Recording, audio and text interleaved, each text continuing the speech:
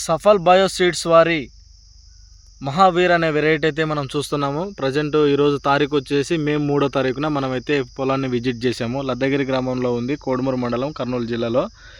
ఇది దాదాపుగా 58 రోజుల పైర. ఇది చూసుకోవచ్చు రైతన్నలు, మంచి వెరైటీ ఇది. మనకి ఈ విధంగా అయితే ఉంది ప్రస్తుతానికైతే తోట. చూసుకోండి రైతులందరూ కూడా, ఎక్కడ కూడా ఎర్ర చెట్లు అనేది రావడం లేదు. మనకు మొక్క అనేది బలంగా దృఢంగా వస్తుంది. చూసుకోవచ్చు రైతులందరూ కూడా.